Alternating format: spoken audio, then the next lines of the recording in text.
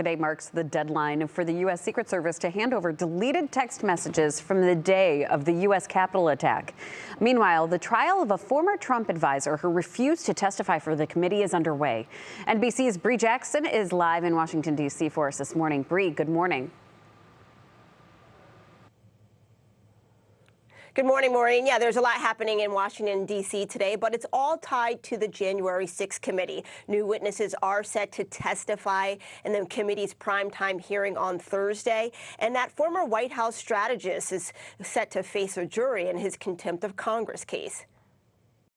Jury selection continues today in the trial of former top Trump advisor Steve Bannon. He faces criminal contempt of Congress charges after refusing to comply with a subpoena issued by the January 6th committee. It's this show trial they've been putting up on Capitol Hill. In a stunning reversal, more than a week ago, he offered to testify in a live public hearing.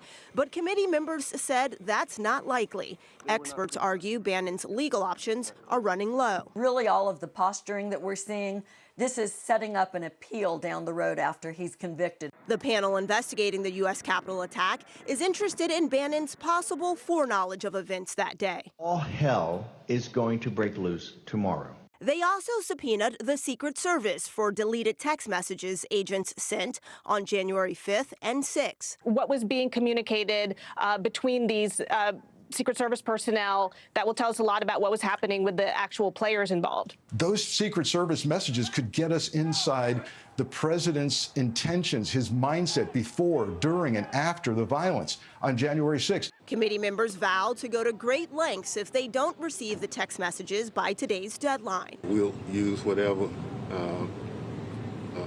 method we need to get it.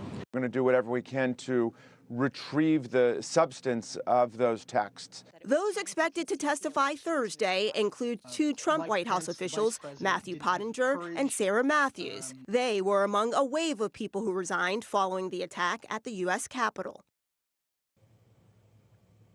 And the panel says Thursday's hearing will focus on what they call the crucial 187 minutes. That's the time it took for Trump to urge his supporters to leave the Capitol after the attack started. Maureen? And Bree, a big question here. What happens if Steve Bannon is convicted?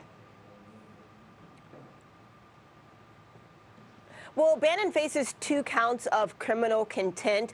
Each of those counts is either a minimum of 30 days or up to 1 year in prison, once again, for each of those 2 counts. All right. Well, stay on top of it. Bree Jackson live for us in Washington, D.C. this morning. Thank you so much.